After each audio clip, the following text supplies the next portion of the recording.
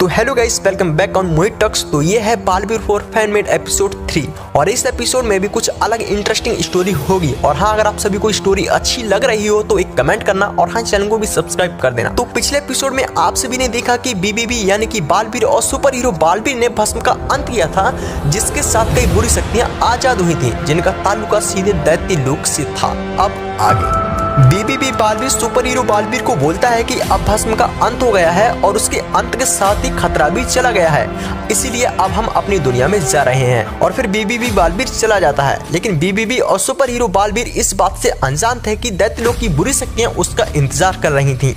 अब बालवीर उड़ते हुए परीलोक जा रहा होता है और परीलोक का रास्ता सीधे दैत्यलोक से होकर जाता है। इसी बीच दैत्यलोक के दैत्य इसी बात का फायदा उठाते हैं और वो बीबीबी बालवीर पर अपना सबसे पहला वार करते हैं।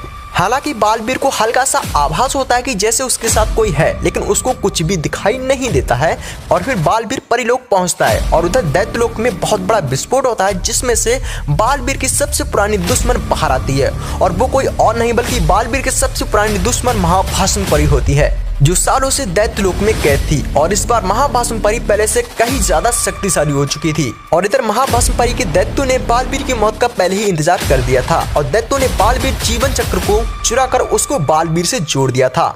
अब भस्म परी को बस बालवीर जीवन चक्र को रोकना था, लेकिन उसे रोकने के लिए भस्म परी को सिकोरा ग्रह जाकर पहले उस चक्र को रोकना था। और हाँ गाइस, अगर आपको स्टोरी अच्छी लग रही हो तो प्लीज वीडियो को लाइक जरूर से कर देना और हाँ, चैनल को भी सब्सक्राइब कर देना। अब हम अपनी स्टोरी की तरफ चलते हैं। तो जैसा आपने देखा कि यहाँ पर महाभस्म परी सिकोरा ग्रह के लिए निकल जाती है और महाभस्म परी को उस चक्र को रोकना था जिससे बालवीर का जीवन चक्र जुड़ा था। और ये काम भस्म परी के बाएं हाथ का खेल था और फिर उसने उस चक्र को रोक दिया।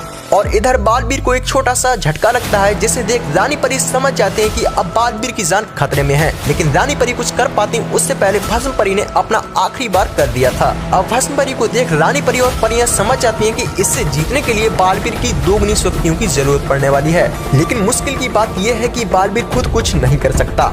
लेकिन अब कहानी यहीं से एक नया मोड़ लेती है। बीबीबी बालवीर भले ही कुछ ना कर पाए, लेकिन शायद भस्म परी ये बात भूल चुकी है कि बालवीर का दूसरा रूप सुपर हीरो बालवीर ये सब रोक सकता है। लेकिन इस सब को करने से बीबीबी बालवीर की जान भी जा सकती थी, लेकिन ना चाहते हुए भी सुपर हीरो बालवीर को ऐसा करना पड़ा। अब बीबीबी बालवीर बच पाता है या नहीं, ये आपको अगले एपिसोड में देखने को मिलेगा। बाकी आप सब कमेंट में ये बताइए कि आपको हमारी स्टोरी कैसी लग रही है। और हाँ, अगर आपके पास कोई इससे भी अच्छी स्टोरी है तो आप हमारे साथ शेयर कर सकते हैं। एंड आई होप कि आपने चैनल को सब्सक्राइब कर दिया होगा, अगर नहीं किया तो कर देना। और मिलते हैं अगली वीडियो में, जब तक के लिए बाय।